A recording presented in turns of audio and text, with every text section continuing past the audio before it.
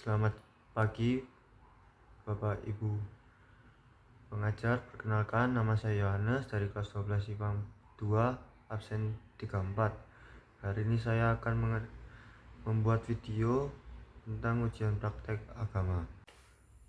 Baik, sebelum kita memulai ibadah kita pada pagi hari ini, mari kita nyanyikan lagu Di Bawah Kepak Sayapmu.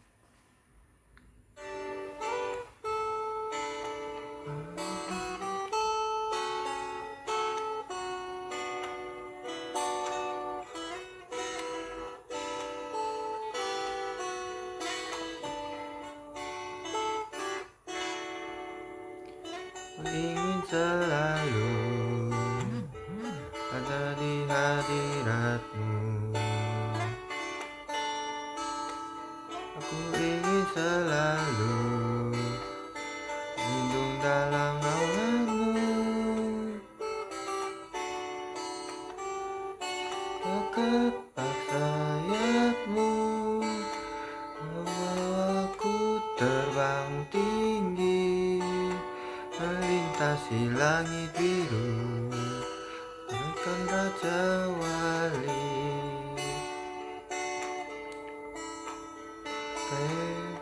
Raja Wali, melintasi gunung tinggi, bagai Raja Wali, melintasi badai hidup.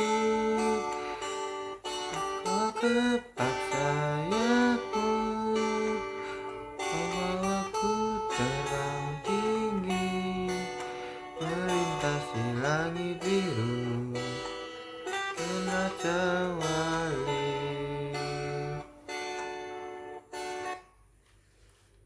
Sebelum kita masuk ke firman Tuhan, mari kita berdoa.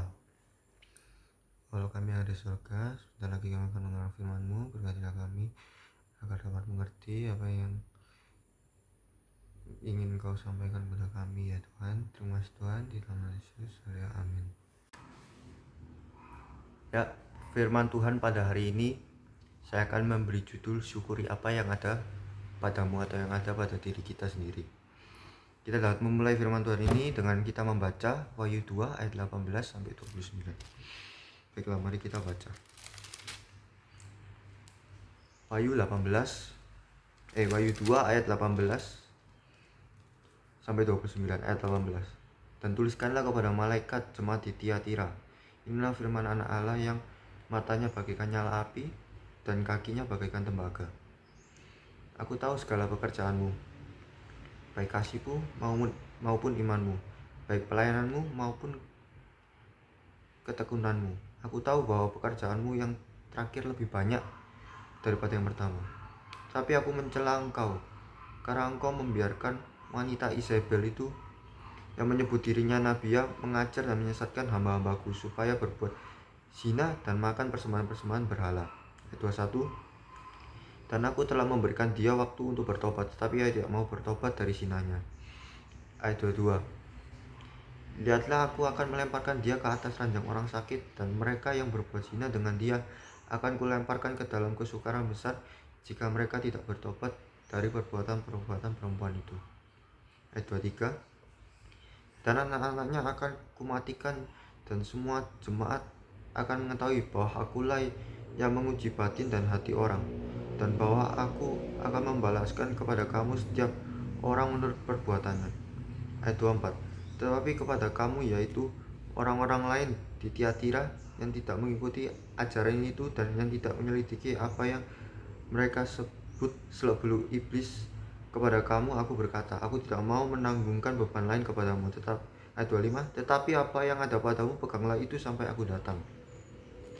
Ayat 26. Dan barang siapa menang dan melakukan pekerjaanku sampai kesudahannya, kepadanya akan kukaruniakan kuasa atas bangsa-bangsa, dan ia akan memerintah mereka dengan tongkat besi. Mereka akan diremukkan seperti tembikar tukang periuk, sama seperti yang kuterima dari Bapakku. Ayat 28. Dan kepadanya akan kukaruniakan bintang timur. Ayat 29. Siapa bertelinga hendaklah ia mendengar apa yang dikatakan Roh kepada jemaat-jemaat.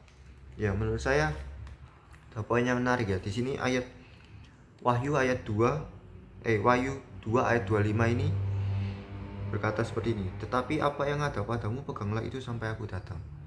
Itu artinya apapun kelebihanmu atau apapun yang kamu punya, peganglah itu. Kalau bisa kembangkanlah itu. Karena pada dasarnya kebanyakan dari kita manusia itu selalu bersifat suka sekali mengeluh, kurang bersyukur dan kurang menghargai apa yang telah diberikan oleh Tuhan kepada kita. Seperti contohnya mungkin, oh kenapa si A kok bisa begitu, si B kok bisa begitu, sedangkan aku tidak bisa. Itu karena Anda kurang berusaha. Ya. Kita hanya selalu melihat kekurangan diri kita sendiri. Tapi kita selalu membandingkan kekurangan kita ini dengan kelebihan orang lain. Kita tidak bisa menerima diri apa adanya. Kita mungkin sering menggerutu, mengapa dia memiliki banyak talenta sedangkan aku tidak? Mengapa dia bisa ini, itu, sedangkan aku tidak? Mungkin kadang-kadang kita berpikir, Tuhan tidak mungkin memakai hidup kita, tidak mungkin memakai hidupku. Itu sama saja seperti kita sudah menyerah dulu sebelum kita mengembangkan talenta yang diberikan kepada Tuhan. Tuhan pasti memiliki rencana yang baik melalui mungkin talenta yang Tuhan berikan. Talenta yang Tuhan berikan itu mungkin bisa berguna bagi masyarakat. Mungkin di sisi lain Anda memiliki kekurangan, tapi usahakan talenta ini. Tapi talenta yang Anda miliki ini sangat diperlukan di masyarakat yang lain. Kita bisa lihat di Matius 25 ayat 18. Matius 25 ayat 18. Kita buka Matius 25 ayat 18.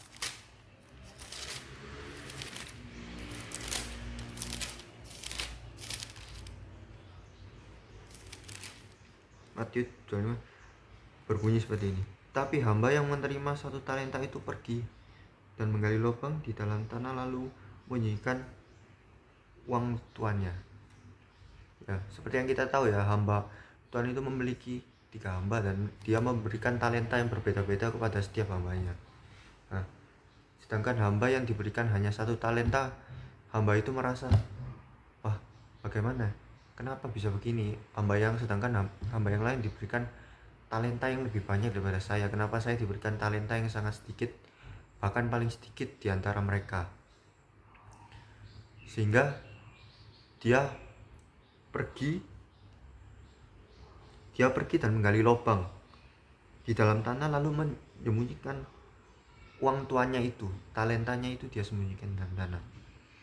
Nah, ketika tuannya kembali, ya akibatnya dia hanya mendapatkan hukuman karena dia tidak mau berusaha untuk mengembangkan talenta itu dan membiarkannya begitu saja. Bagaimana dengan 2 hamba yang lainnya? 2 hamba yang lainnya berusaha mau mengembangkan talenta itu sehingga tuannya memberikanmu hingga 2 kali lipat dari talenta sebelumnya. Pelajaran yang kita dapatkan dari cerita talenta ini, mungkin kita tidak hanya meminta, tidak hanya bisa meminta terus, harus meminta terus kepada Tuhan. Oh Tuhan, saya kepingin ini, saya kepingin itu, saya kepingin bisa ini. Tapi kita juga harus berusaha. Dari diri kita juga kita harus punya kemauan dan usaha untuk mengembangkan talenta kita atau bakat kita, atau apa yang kita miliki. Kita harus bisa kembangkan ke sisi yang lebih positif. Kita bisa perhatikan di Yesaya 43 ayat 4 ya. 3 ayat. Oleh karena engkau berharga di mataku dan mulia, dan aku ini mengasihi engkau, maka aku memberikan manusia sebagai gantimu dan bangsa-bangsa sebagai ganti nyawamu. Ini bisa kita lihat, Tuhan berkata ya, engkau itu berharga di mataku dan mulia. Aku ini mengasihi engkau. Kita ini semua yang ada di dunia ini tuh bagi Tuhan itu semua berharga. Karena kita ciptaannya, kita serupa dan segambar dengan Dia. Dia berharga dan Tuhan itu sangat mengasihi kita. Mau kita dari kalangan orang yang kurang mampu, yang mampu, atau yang biasa, dari ras apapun, kita sama, kita ciptaan Tuhan. Kita serupa dan segambar dengan Allah. Tuhan juga mengasihi kita. Kita memiliki kelebihan dan kekurangan kita sendiri-sendiri. Ya, kalau kita memiliki kelebihan, kembangkanlah kelebihan itu. Tuhan memulai karyanya dengan apa yang ada pada kita. Terkadang kita tidak tahu apa yang Tuhan mau dari diri kita. Mungkin selama ini talenta yang Tuhan berikan mungkin bisa dibilang diremehkan di masyarakat, tapi mungkin suatu saat itu akan sangat berguna bagi masyarakat, bagi orang lain, bagi diri kita, dan bisa menjadi berkat bagi orang lain juga. Tuhan itu tidak pernah menginginkan apa yang tidak kita miliki. Jika Tuhan memberikan kita sesuatu atau memberikan kita tanggung jawab, memberikan kita cobaan, Tuhan yakin itu tidak mungkin lebih dari kemampuan kita. Kita harus yakin itu. Ia menerima kita apa adanya. Coba Tuhan, sampai sekarang kita bangun tidur masih bisa bernafas. Kita bernafas saja itu sudah pemberian dari Tuhan, mujizat dari Tuhan. Dan Tuhan tidak meminta balasan apapun. Berbeda dengan iblis. Iblis, kita meminta kekayaan kepada iblis atau setan. Pasti jika kita meminta kekayaan pada iblis dan setan, pasti ada syarat-syarat tertentu, ataupun ada perjanjian, ataupun ada apa. Bahkan taruhannya bisa kita menukar dengan nyawa kita. Ya, itu tidak boleh. Sebab bisa kita lihat di Yohanes 8 ayat 44. Yohanes 8 ayat 44.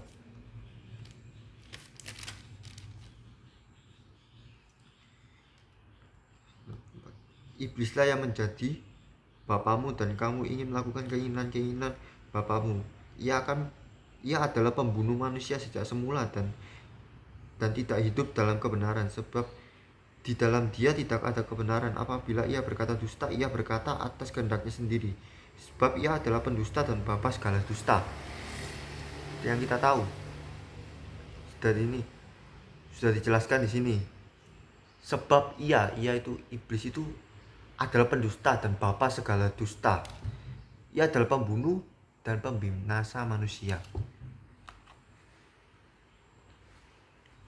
Kita bisa mengambil contoh lagi dari Musa. Ketika Musa hendak diutus oleh Tuhan Yesus untuk membawa bangsa Israel keluar dari Mesir, Musa sendiri merasa dirinya, saya tidak mampu, Tuhan. Siapakah aku ini? Bahkan kata Musa, siapakah aku ini?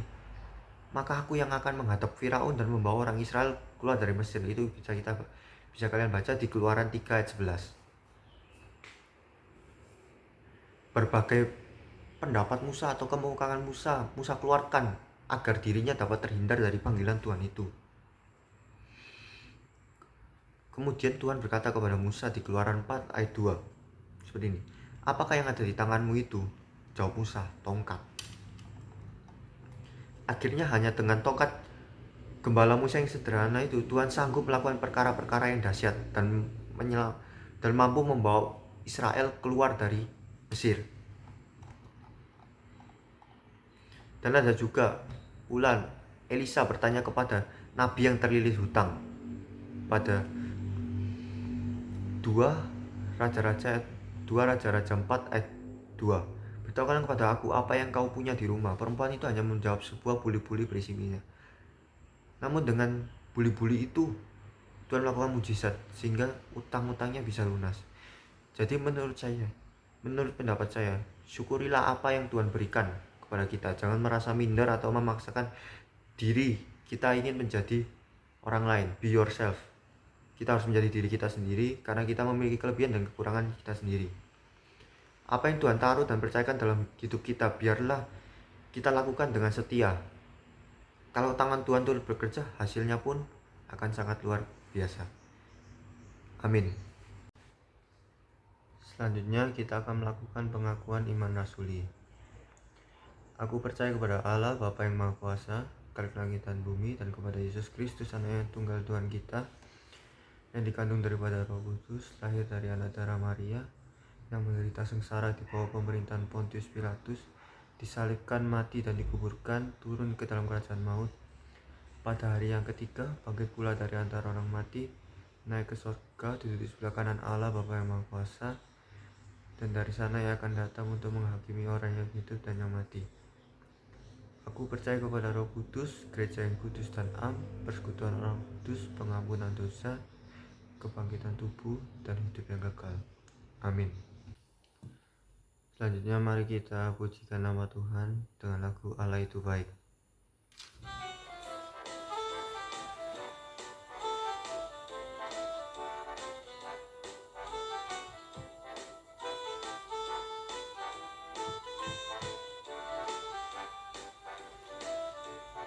Allah itu baik, sungguh baik bagiku, ditunjukkannya kasih setianya, yang menyediakan yang ku perlukan, menyatakan kebaikan, menyatakan kebaikan, menyatakan kebaikannya padaku. Kasih setianya tak pernah berubah, dulu, sekarang, dan selamanya. Ajaiblah kuasa dalam namanya, Yesusku luar biasa. Itu baik, sungguh baik bagiku, ditunjukkannya kasih setianya, yang menyediakan yang ku perlukan, menyatakan kebaikan, menyatakan kebaikan, menyatakan kebaikannya padaku. Si setianya tak pernah berubah, dulu, sekarang, dan selamanya. Ajaiblah kuasa dalam namanya, Yesusku luar biasa.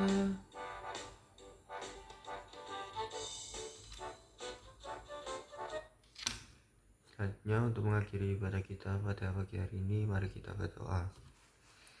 Bapa kami di surga, kami telah mendengarkan firman-Mu. Berkati firman ini akan berguna bagi kehidupan kami dan untuk masa depan kami. Terima kasih Tuhan, kami telah berdoa dalam nama Yesus. Haleluya, amin.